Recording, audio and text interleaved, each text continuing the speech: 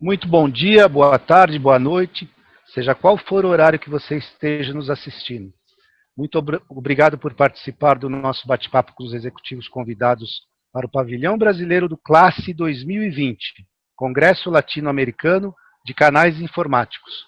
Convido você a participar de nosso evento se registrando em ticlatam.net/expovirtual/registro.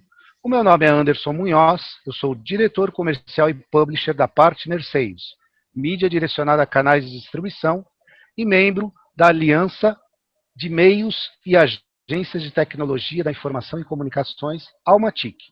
Nosso convidado de hoje é Mariano Gordinho, presidente executivo da Abradice. Seja muito bem-vindo, Mariano. Uma honra tê-lo aqui conosco e muito obrigado por seu apoio e por poder conversar conosco e contar um pouco das estratégias da Abradice para os convidados do nosso evento. Gostaria que você contasse um pouco da sua trajetória profissional, onde tudo começou e há quanto tempo você está à frente da Abradice. Oi, Anderson, boa noite a todos que nos assistirem a partir de agora, né? Esse conteúdo vai ficar disponível para ser assistido a qualquer momento, que é muito legal dessa tecnologia. Obrigado pelo convite para esse bate-papo de hoje.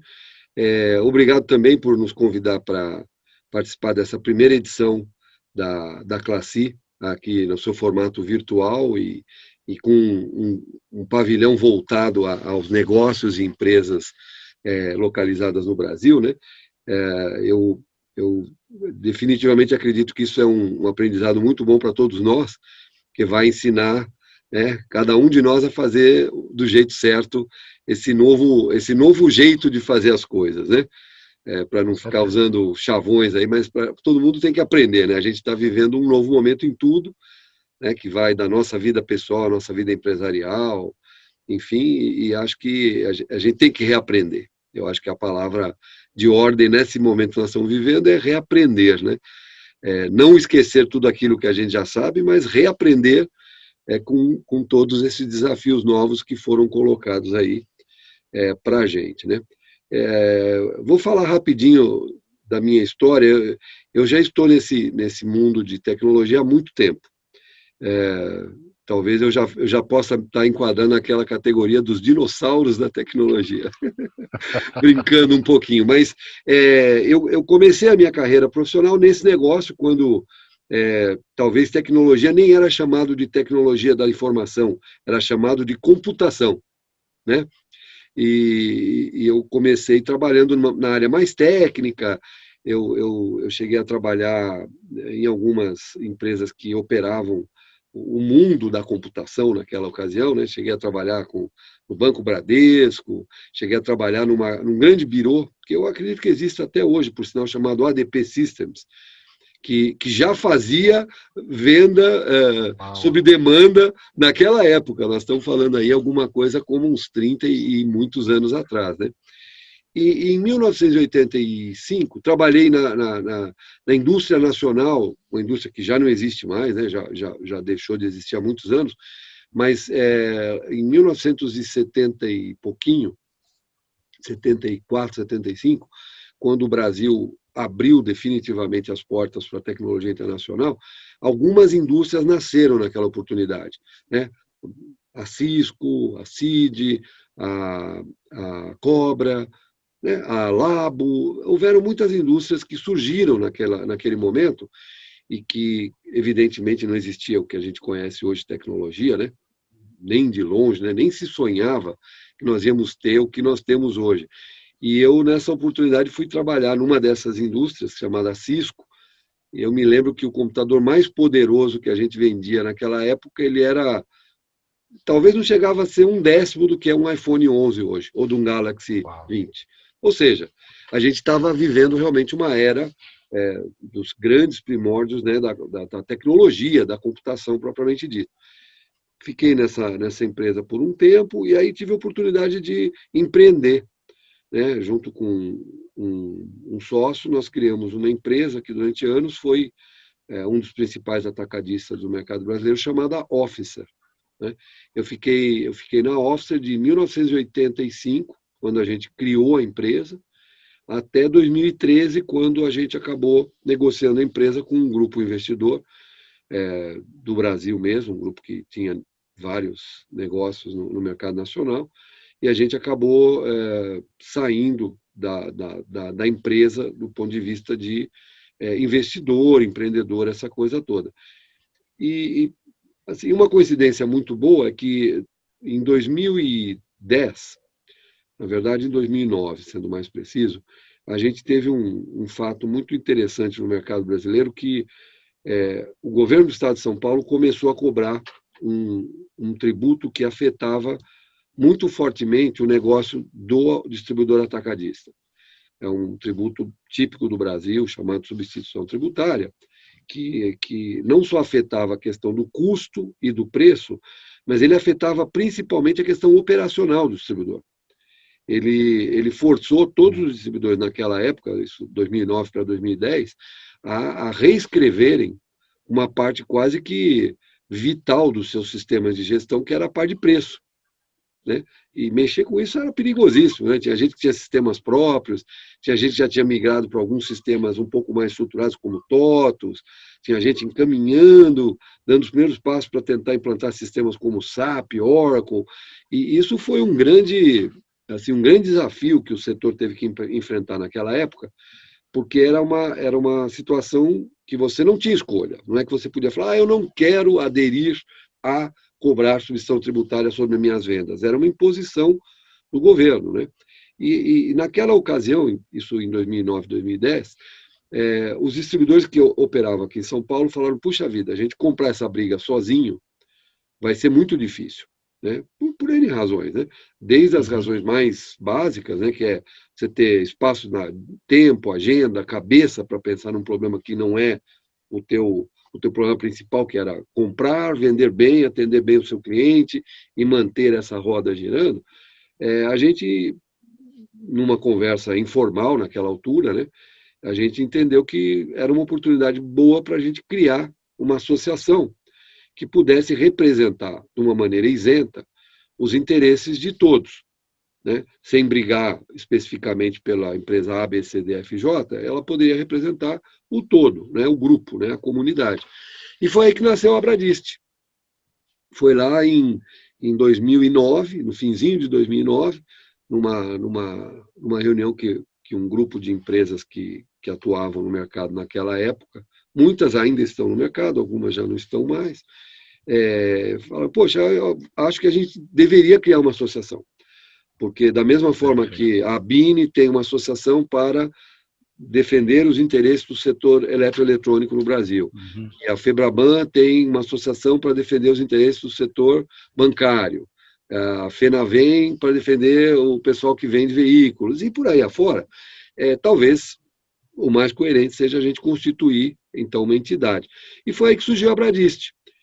E por estar lá, né? Ou seja, eu estava no lugar certo, na hora certa, com o problema certo, o pessoal acabou falando, pô, você não quer ficar à frente desse desafio? E na ocasião, a gente, na empresa que eu ainda era sócio, então, que era a Officer, a gente já tinha feito uma reorganização de tal maneira que eu estava, nessa altura, em 2009, 2010, responsável por todo o plano de desenvolvimento de negócios. Então, eu não estava tão, vamos dizer assim, envolvido com a parte operacional da empresa. Eu não estava mais à frente de vendas, não estava mais à frente da área de operações, que foi o que eu fui a vida inteira, né? Eu sempre fui o chefe de operações da empresa, eu não estava mais cuidando disso, então eu não tinha que fazer reunião com cara de tecnologia, cara de fornecedor, cara de armazém, cara de transmissão de dados, eu já estava um pouco mais liberado do ponto de vista pessoal. Eu estava cuidando de desenvolver negócio, então eu estava abrindo novas parcerias, visitando feiras internacionais para identificar oportunidade de negócio, então eu tinha vamos dizer assim, eu consegui encaixar na minha agenda pessoal a responsabilidade de também falar em nome de uma associação. E aí eu assumi, na época, como o diretor da Abradist, e lá fiquei. Então já são praticamente 10 anos que eu estou envolvido com a Abradist, desde o dia que ela foi criada até hoje. Isso é um pouquinho da história, fazendo um resumo. Né?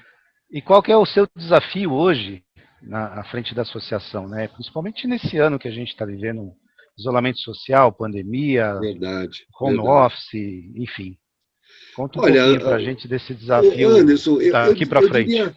eu diria para você assim que se a gente tivesse que escolher um grande desafio, né, talvez aquele principal de todos para colocar como uma grande meta para ser atingida, é a gente ser capaz de aumentar a nossa representatividade, né? Quando você pensa do ponto de vista de uma associação, ela ganha relevância quando ela consegue falar pelo setor todo, né? É que nem a sociedade, né? Quando você elege um presidente, ele tem que ter maioria, porque senão ele não tem sustentação, né? Ele fica muito fragilizado nas ações que ele vai fazer, nos planos que ele vai implementar. Então, eu te diria que assim, o grande desafio da Bradist de hoje, e a gente crê que ele vai durar mais algum tempo ainda, é a gente conseguir atrair para estar no nosso grupo empresas que ainda não estão conosco. E aí a gente, em 2018, a gente repensou um pouco digamos, o papel principal da associação. Até 2018, até é curioso esse pedacinho, eu vou te contar. Ela chamava-se Abradist, que queria dizer Associação Brasileira dos Distribuidores de Tecnologia da Informação. A gente, em 2018, falou assim, puxa vida, acho que se a gente trocar uma palavra, a gente amplia um pouco mais a nossa a capacidade de atuação. Então, a gente trocou dos distribuidores para da distribuição. A partir daí, a gente começou a falar assim, bom, se eu sou da distribuição, eu posso ser uma boa plataforma, né, de representação para uma indústria, para um integrador, para uma revenda. E aí, em algum momento, não é um trabalho de curto prazo, né? A gente vê, quando a gente fala assim, a BINE representa o setor de eletroeletrônico, a ABS representa o setor de software, e eu sei bem, porque lá, quando eu comecei a Office, eu fui um dos fundadores da ABS também, são entidades, a ABS tem 30 anos, a BINE tem mais de 50 anos representando o setor eletroeletrônico. Então, você vê que é uma caminhada longa, né? E que não pode parar. Ela é uma caminhada que tem que durar por muito tempo, né? E eu acho que o maior desafio é esse, a gente conseguir ir melhorando a Bradist, transformando ela numa plataforma que possa, de fato, ser importante para a indústria, para o setor de atacado, que são os distribuidores, para os integradores e para o próprio revendedor e varejo. Então, pelo que você está me dizendo, a partir de 2018, você deu a possibilidade também de fabricantes e revendedores participarem. Exato. Qual que é o processo de associação? O que eu preciso para me tornar um associado? Você está falando para revendedores, canais de todo o Brasil. Sim. Convide-os a participar. Então, a gente também, lá em 2018, a gente também concluiu que a gente precisaria simplificar o processo. A gente teria que, já que eu não quero mais ser um clube do Bolinha, né, que era a história de ser dos distribuidores, era um clube do Bolinha, né, e eu quero ser um pouco mais abrangente, eu tenho que simplificar. Então, a gente vem trabalhando justamente nesse sentido. Olha, a gente não exige nada, a gente exige que o cara seja uma empresa que se enquadre no setor de tecnologia da informação, então, para não correr o risco de trazer alguém de outros setores, químicos, metalúrgicos, etc. Então, ou seja, olha, a sua empresa atua no setor de distribuição e da distribuição de tecnologia da informação? Sim, ok. Eu sou um integrador, eu sou uma sonda, por exemplo. Ok, eu posso te representar porque você fala de tecnologia da informação. Eu sou uma pequena revenda. Ok, eu posso te representar também. Eu sou uma indústria, eu sou a Envision, que tenho 3, 4 grandes marcas no Brasil, a AOC, Philips, ViewSonic, entre outras, né? Eu posso te representar também, porque eu estou falando de companhias que estão nesse ecossistema. E para isso a gente simplificou. Basta o cara me pedir uma ficha, nessa ficha onde ele preenche quem ele é, quem vai ser o interlocutor com a Bradist, ele tem lá várias faixas de tamanho da empresa, então vai desde a pequenininha até empresas grandes, né, como uma grande fabricante, como a TP-Link ou como a AMD, e ele vai dizer, olha, eu estou nessa faixa. Eu falei, legal, assina a ficha, manda, a partir de amanhã você já é nosso sócio. Claro, isso é muito estou simplificando bastante o processo, mas é bem por aí. Sem dúvida. Não, mas é muito importante que você amplie o leque de associados e com isso você tem uma representatividade maior no setor. Né? Exatamente. Como hoje a associação está trabalhando, assim, o que a gente pode esperar da associação nesses próximos meses? Alguma novidade que você possa comunicar para a gente? Não Olha, só nesses próximos meses, mas para 2021. tem sim, viu, Anderson? A gente está trabalhando agora, nesse exato momento, né, ao longo desses meses aí de home office, pandemia e tudo mais, em criar dentro da Abradist uma plataforma boa para os revendedores. E a gente está criando uma figura que a gente possivelmente, aí não está fechado, mas possivelmente vai batizar de revenda associada à Abradist. Por que, que nós estamos Uhum. fazendo isso? Porque, querendo ou não, quando você está numa plataforma única, em algum momento tem algum nível de conflito de interesse. Né? Em algum momento a distribuição tem um conflito de interesse com a fábrica, em algum momento a distribuição tem um conflito de interesse com a revenda ou com o varejo e assim vai. Então a gente está criando dentro da nossa plataforma de entidade Abradist uma vertical, vamos chamar assim, usando uma palavra talvez que descreva bem, que vai estar voltada para o revendedor, onde a gente vai poder ter um valor associativo muito agressivo, porque a gente sabe que a revenda tem caixa mais curtinho, né?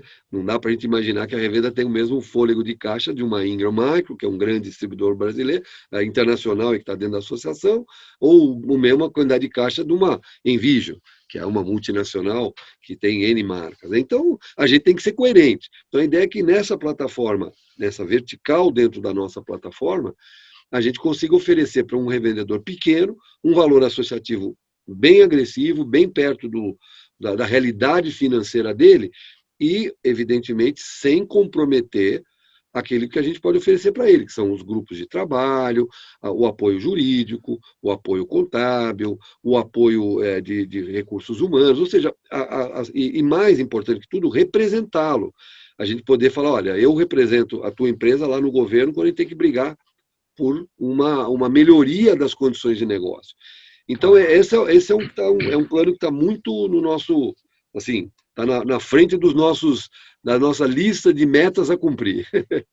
Isso vai ser muito importante, que isso vai avalizar também a revenda junto ao cliente que ele está trabalhando. Isso Né? é o que a gente quer. Vai ser como um selo. Dá um selo, exatamente. Acho que o espírito é exatamente esse que você pegou. Parabéns. A gente poder, vamos dizer, criar para o revendedor uma condição mais favorável para ele negociar com a distribuição e com a fábrica. E com isso tudo fazer uma prévia desse revendedor, ajudá-lo. A gente tem conversado com muita gente do mercado para disponibilizar treinamento, para disponibilizar formação técnica, tudo dentro de uma plataforma que faça sentido para o revendedor. E sempre pensando assim, custo baixo. O vendedor tem que ter, ele não pode ter medo de ser associado, né? Porque se ele vai, às vezes, é que nem um clube, né? Você vai naquele clube muito cheio de onda, muito mármore, 5 manobristas de automóvel, do lado do teu carro está estacionado uma Mercedes conversível que custou só para blindar R$1 milhão, fala, bom, nesse clube talvez eu não quero fazer parte, vai custar muito caro estar no clube. A gente quer falar, não, a gente tem que ser coerente. As revendas têm que estar com tudo que elas precisam por um valor muito acessível para a realidade financeira delas. Você falou em treinamento, que tipo de treinamento? Você vai oferecer alguma plataforma virtual? Porque agora... a ideia, viu, detrimento Anderson, da pandemia, né? É a gente se aproximar de empresas que estão acostumadas a oferecer, por exemplo, cursos de venda, claro, estamos falando sempre em cursos básicos, né? Aqueles cursos de primeira formação. Um dos grandes desafios que a gente percebeu no mercado, que o pequeno revendedor tem, é justamente esse primeiro passo.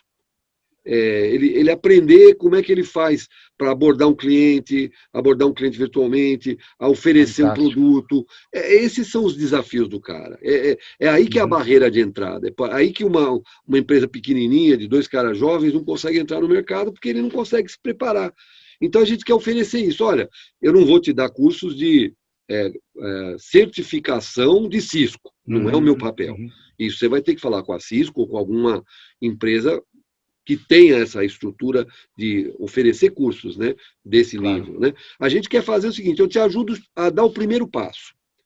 Então, eu vou te pegar pela mão e te trazer para dentro do mercado e falar, olha, um bom vendedor na área de TI atua desse jeito, sabe o que é fazer funil de vendas, sabe o que é construir um pipeline de oportunidade, Pipeline. sabe como é Perfeito. negociar com o distribuidor, sabe identificar a linha de produtos que faz mais sentido para ele atuar, enfim, é por aí que a gente quer trabalhar. Eu sempre digo que todo dono de revenda, ou ele é bom técnico, ou ele é bom vendedor. É Mas a isso parte mesmo. de administração, ele tem que contratar alguma pessoa que tenha competência ali para poder É tocar. isso mesmo. Vocês vão ter alguma coisa relacionada a jurídico, apoio Vamos, a gente vai jurídico, oferecer na assessoria de plataforma, impostos, esse tipo de coisa? vamos, a gente vai oferecer na plataforma um suporte jurídico. Claro que a gente vai ter que oferecer isso virtualmente. Então, a ideia é que a plataforma ele vai ter uma área de acesso, onde ele vai chegar com uma dúvida, ele vai postar essa dúvida, isso vai para trás de uma retaguarda, Uhum, ela uhum, vai avaliar e vai ter um tempo de resposta. Né? claro. E aí, com a evolução desse tipo de serviço virtual, a gente vai evoluir possivelmente para um plantão telefônico, um plantão de dúvidas, etc. Então, a gente escolheu 3 áreas importantes, né? A área jurídica, e dentro da área jurídica englobar a área fiscal e tributária e a Uhum, área de recursos humanos, que são perfeito. 3 áreas que são muito, vamos dizer assim, frágeis, né? Latentes ali. Quando você pensa no revendedor, eu tenho que contratar um vendedor. Puxa, como é que eu contrato? Contrato no padrão da lei brasileira, CLT? Posso fazer um acordo de prestação de serviço? Qual é o risco que eu tenho se eu faço a opção pelo A, pelo B, pelo C? Eu quero fazer uma venda, que tipo de nota fiscal eu tenho que ter? Que o Brasil é complicado pra caramba, né? A gente sabe disso. Talvez seja o país mais complicado da América Latina para se fazer negócio. Então, o cara tem que saber que tipo de empresa eu vou ter. Simples, eu vou ser uma pequena empresa, eu vou ser lucro presumido, eu vou ser aquele cara lá do microempreendedor. Então, a gente vai botar isso também à disposição dele, para ele poder ver se ele Legal. está muito bem enquadrado para fazer bons negócios no setor. Perfeito. Eu gostaria que você falasse um pouco das conquistas que a Bradesco já teve nesses 10 anos. São 10 anos, Nos né? Já 10 estamos indo anos. para 11, né? Eu sei que Estamos indo para 11. houveram. O ano que vem a gente completa 11 anos de idade. Esse ano a gente tinha um plano super bacana de fazer um evento dos 10 anos da Bradist. Ah, A gente ia fazer, eu até vou contar uma história que a gente não contou para ninguém, porque a gente não fez o evento. Mas a gente ia fazer o evento dos 10 anos lá no Museu do Futebol, no Pacaembu. uau, Já estava tudo fantástico. certo, tínhamos verba, tudo. Ia mandar fazer uma camisa 10 Uhum. e todo mundo ia Tudo, receber uma camisa 10, um tudo evento a dentro ver, do Museu fazia do Futebol, sentido. ia ser bacana. Uhum. Infelizmente, vamos dizer, a pandemia Não nos possibilitou. impediu de levar esse plano adiante, né? É, Com relação às conquistas que Pois vocês é, tiveram? a gente fez tanta coisa, né? Incrível que você está aí sentado, você é empresário, e o pessoal que está nos ouvindo, possivelmente uma boa parte deles também serão empresários, né? É, a gente sabe que as nossas conquistas, elas são diárias, né? Todo dia você conquista alguma coisinha, né? Você deu um Uhum. passo que ali te ajudou. Mas a gente teve boas coisas que a gente conseguiu fazer em prol desse grupo que é a Sociedade Bradice. A gente conseguiu é, definitivamente resolver a questão, por exemplo, da classificação fiscal dos processadores no Brasil. Teve uma fase no Uau. mercado brasileiro que os processadores eram uma área de risco para os importadores, né? Porque Uhum. o governo achava que ele tinha classificado um jeito, aí ele ia lá e autuava o importador, aplicava multas que, se o cara tivesse que pagar, fechava a empresa dele, e a gente Uhum. conseguiu, de uma maneira legal, formal, toda processual, falar para o governo, olha, isso está tudo errado, vocês têm que classificar isso de um jeito correto. Claro que isso teve um trabalho grande de produzir laudo, produzir prova, tivemos muito apoio na época da Intel e da AMD para chegar Uhum. nesse resultado, mas essa foi uma grande conquista. Outra grande conquista que a gente fez também, você vai lembrar disso, durante o governo da Dilma, ela criou um plano chamado Brasil Maior, lembra disso? Lembro. Que era para incentivar o crescimento da economia, etc, etc e tal. No fim, esse plano acabou não dando em nada, mas uma das coisas que tinha esse plano, que era muito perigoso para o setor como um todo, era que ela eliminava uma cobrança fixa sobre a folha de salários, que era Uhum. em torno de 20%, e dizia para as empresas o seguinte: agora eu vou te cobrar uma porcentagem do teu faturamento. Maluquice, né?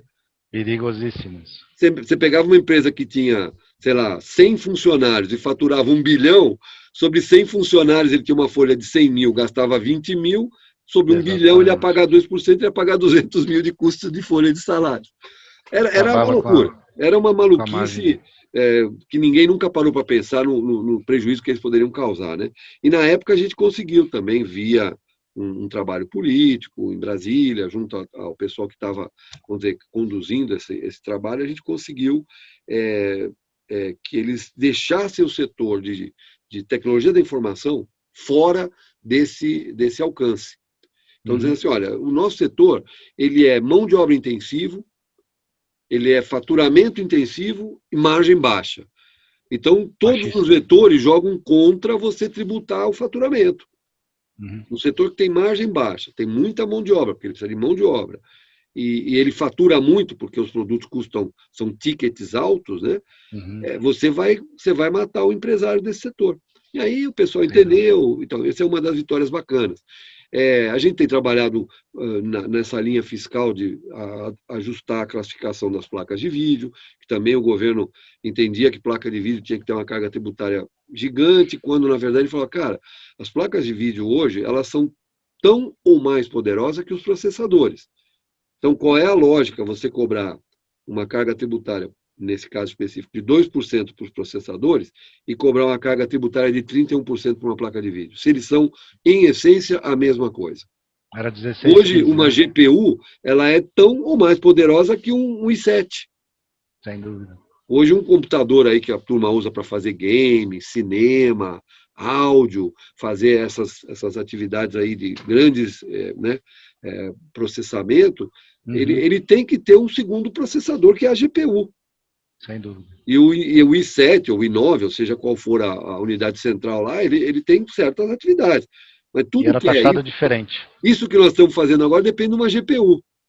E o governo insistindo, não, o governo sempre tinha uma tese, isso não é GPU, isso aqui é uma placa de vídeo. Eu falava, É, cara, mas não existe placa mais. é um equipamento, né?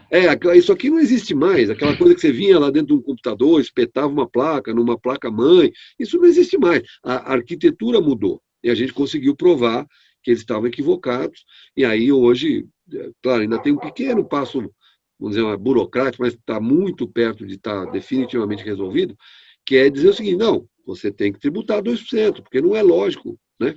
Isso é uma coisa. Outra frente grande que a gente está numa batalha bem interessante é com relação aos drones, que, de novo, é mais uma visão equivocada do governo.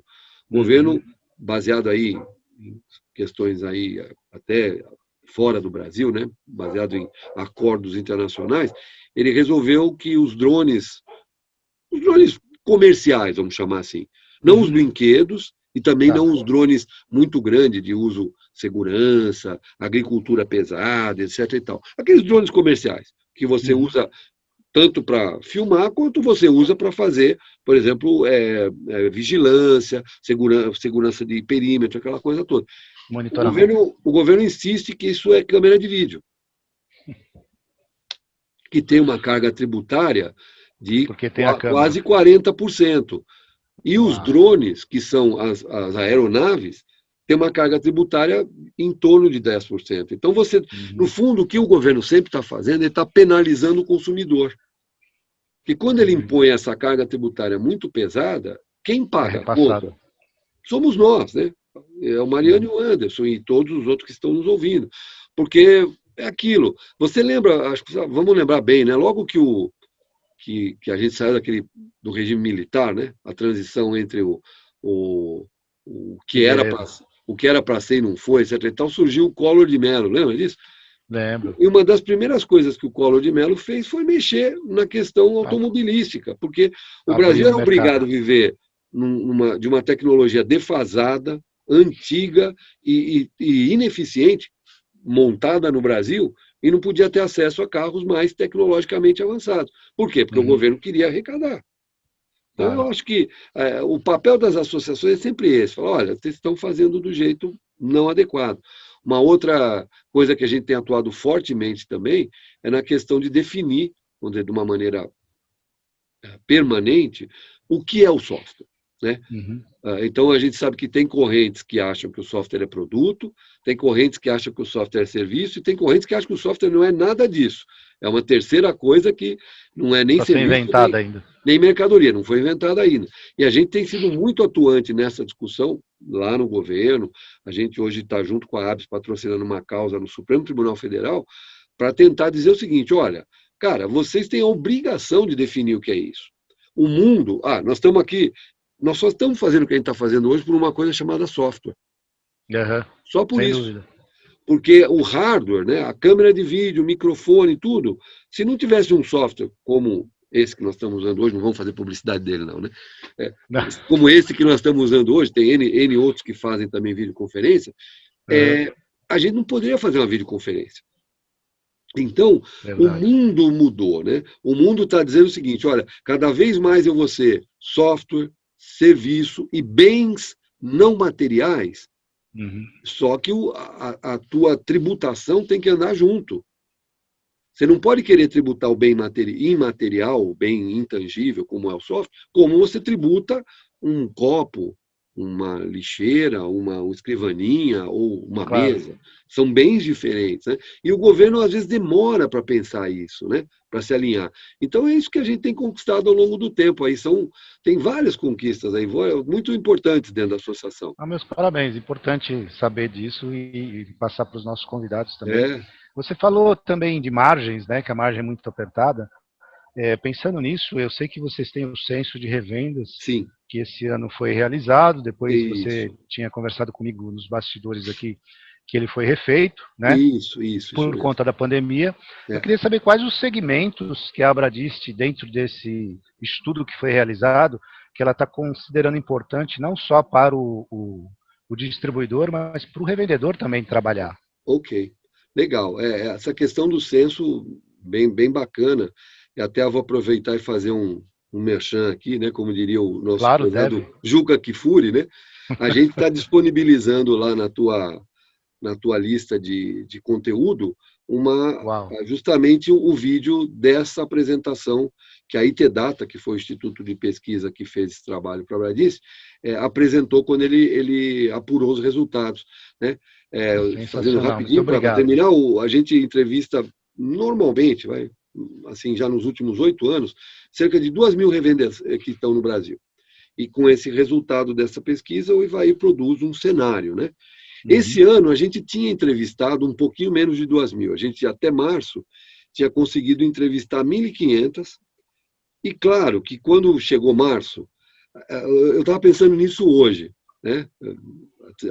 Acho que todo mundo sabe que nós estamos no dia 26 de De agosto, né? agosto. Então, mas é uma loucura, porque se a gente parar para pensar, já em hipótese alguma, no dia 26 de março a gente imaginaria que isso estaria acontecendo. É verdade. Nunca. Nem na mais remota, né, visão que a gente pudesse ter, a gente não enxergaria isso que está acontecendo Não. hoje. E já vão quase 6 meses que a gente está vivendo de um jeito diferente, né? Completamente diferente do que a gente estava acostumado a viver. Antes Novo normal, né? a gente ia conversar com o Anderson, marcar para tomar um café, marcar para almoçar. Claro. Era outra Sem história, né? dúvida. E a gente hoje mudou, né? E aí, por que eu estou dizendo isso? Porque quando o Ivaí fez a pesquisa e concluiu, a gente juntos marcou uma reunião também, assim por videoconferência, falamos: Ivaí, vamos fazer uma coisa, que é o nome do diretor da IT-Data, joga tudo fora, cara. Isso que você levantou não serve para nada. Uau. Não sei por que adianta eu dizer para alguém Não como é que adianta. foi 2019. Não serve para nada. É Sem inútil. dúvida. É inútil. Aí nós pensamos, falamos, o que será que a gente conseguiria fazer? Ele falou: olha, uma das coisas que a gente pode tentar fazer, a gente pode entrevistar, talvez a gente não vai conseguir falar com os 1.500, que a gente já tinha conseguido falar até então, mas uma parcela importante desses caras, para eles nos darem uma atualização. Como é que foi a vida deles de março em diante? O que aconteceu com o negócio deles de março em diante, né? E ele conseguiu falar com 400 revendedores. Uau, fantástico. Foi Uma bem bela legal, amostra. foi bem legal. Foi um esforço bem concentrado que ele fez e foi bacana. E aí, para responder a tua pergunta, né? Porque esses revendedores são quem dizem, no fundo, para a indústria e para a distribuição, o que o cliente está comprando. Sem dúvida. É aquele desenho que a gente, quando era moleque, via na escola, né? Uma árvore cheia de borracha, não sei o quê. No fundo, o cara queria um balanço, né? E o engenheiro construiu um negócio que parecia uma plataforma de lançar foguete, né? É verdade. E, no fundo, o revendedor, de todo esse complexo, né, sistema que a gente opera, ele é o cara que está perto do cliente. Quando eu falo revendedor, pode ser uma revenda, pode ser uma Claro. loja de comércio eletrônico na É internet. só uma questão de nomenclatura, né? Pode ser a Calunga, pode Uhum. ser, no caso do Brasil, né, que é uma grande rede de lojas no Brasil, né, pode ser a Calunga, pode ser outras, né? Então, e é ele que fala com o consumidor. É ele que, quando você compra, ele fala, puxa, o que o cara está comprando é isso. Ele está na Então, linha de frente. é o cara na linha de frente, né? Então, assim, quando o Ivair conseguiu ouvir essas 400 empresas, ele trouxe um feedback muito importante. Vamos até admitir que, por experiência, né, os empresários de todos os setores, da indústria, da distribuição, já tinham meio que sentido qual era a onda, né? Falaram assim, bom, se eu não tiver bem posicionado em dispositivos móveis, notebook, tablet, celulares, etc. e tal, vai ser difícil eu manter o meu jogo quente, porque eu estou fora daquilo que vai ser a grande demanda. Né? Claro. O consumidor ele já está começando a ir para a compra seletiva. Dizer o seguinte, olha, não adianta você querer me vender uma impressora que eu já tenho uma na minha casa. Ela já está resolvendo, se não é 100%, 70% dos meus problemas ela resolve. Está ótimo. Se eu não puder imprimir, eu salvo em PDF. Já o cara, né? Tudo o mundo digital já começou a invadir, né? O Vai comportamento das criando. pessoas, né? Criando novos hábitos, né? E o cara que tinha notebook falou, porque outro dia conversando também com uma outra um outro veículo aí de mercado, né? De informação, nós estávamos dizendo justamente isso. Eu tinha o meu notebook, e acho que o caso do Anderson é idêntico, né? Eu tinha um notebook que eu usava no trabalho. E via de regra, ele ficava lá. Quando eu precisava fazer alguma coisa à noite, ou final de semana, eu passava a mão nele e trazia para cá e trabalhava. Mas a maior parte do tempo ele estava lá. Só que na minha casa sou eu e mais 3 pessoas. Minha mulher e mais 2 filhas. E eu tinha um notebook, e não tinha, em casa a gente tinha um desktop, que as minhas filhas às vezes usavam para imprimir alguma coisa para a escola. Via de regra, elas trabalhavam não, né? Não era trabalho, elas se viravam com o famoso celular, né? Não Smartphone. tinha uma infraestrutura de TI na minha casa, né? Eu tinha aquilo básico, né? Aquilo que era para acessar a internet, talvez uma televisão para acessar esses caras que mandam conteúdo, né? Enfim, era isso que eu tinha. Do dia para a noite, eu tive que resolver um problema. Eu tive que arrumar mais 3 notebooks para ficar permanentemente dentro da minha casa. Eu tive que pegar minha rede, adaptar minha rede para ela poder suportar 4 pessoas trabalhando ao mesmo tempo. E tive que ter tecnologia para tudo isso. E segurança também, E né? segurança. Então, assim, você tem os softwares antivírus, anti-malware, esse software que instala bichinho no teu computador. Bom, não tem, eu tenho básico. Pô, você tem que comprar um cara bom. E você tem roteador de boa qualidade? Não, eu tenho aquele roteador que a Vivo coloca, fazendo já uma publicidade de um cara que vende banda aí. Não, pô, esse cara não dá certo. Você tem que montar uma redezinha wireless na tua casa. Isso tudo começou, né, pirar a cabeça do consumidor, né? Ele falou, cara, eu preciso, né? Que escolha eu tenho? No geral, quase nenhuma. No geral, era isso ou falar, não, eu vou trabalhar no escritório. Hoje está começando devagarinho a voltar a trabalhar no escritório, mas até um mês atrás as pessoas tinham muita resistência para ir trabalhar no escritório. Aquele trabalho das 8 da manhã às 6 da tarde, na frente de um computador e sentado a 20 centímetros de um colega de trabalho, o pessoal tinha muita resistência de voltar. Né? A gente sabe que as empresas estão se redesenhando todas, né? Para poder ter um novo jeito de trabalhar. Então, assim, o que a gente ouviu do revendedor foi 2 coisas interessantes. Quem tem isso está se dando bem. O que o revendedor falou foi um negócio muito legal também. A revenda, que foi ágil, ela percebeu o seguinte: eu estou na plataforma online, o cliente está vindo falar comigo. Do mesmo jeito que eu vendo um notebook para ele, eu posso vender um álcool gel 70 graus. Eu posso vender uma Sem massa. dúvida. Eu posso vender um produto para fazer negócio de jogar água no jardim dele. O revendedor, ele percebeu que tinha uma oportunidade dele ser comerciante. Uau. E ele abraçou essa oportunidade. Então você vê muitas empresas pequenininhas de comércio eletrônico que estão indo muito bem porque foram ágeis. Aquele revendedor que tinha uma estrutura um pouco mais pesada, né?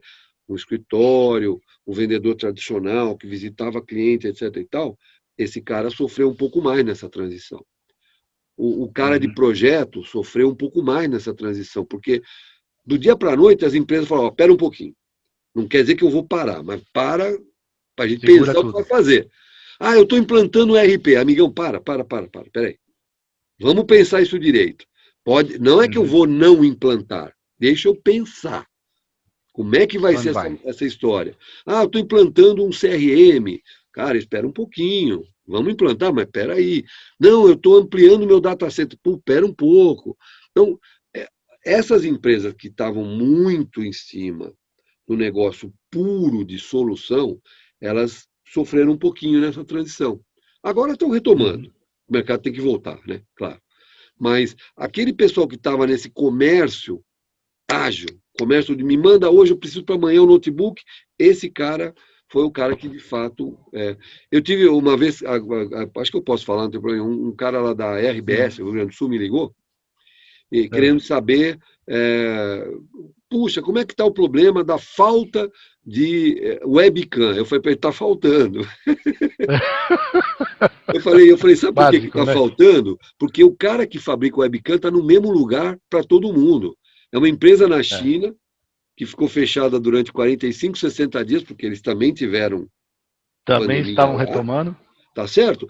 E ele tem que entregar produto para o Brasil, para a Itália, para a Espanha, para Portugal, para os Estados Unidos, para o Japão. É o mesmo Worldwide. cara. A fábrica dele não multiplicou por 10.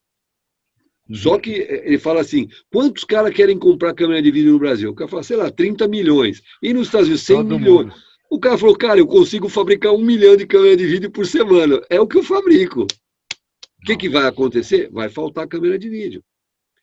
São fenômenos interessantes, né? E a mesma coisa com notebook. A minha esposa trabalha numa empresa no Brasil que faz outsourcing, né? Uma grande empresa de outsourcing no Brasil. Bom, não vou falar o nome dela, mas hoje ela é uma empresa do grupo HP. Foi comprada pela HP, né? Enfim.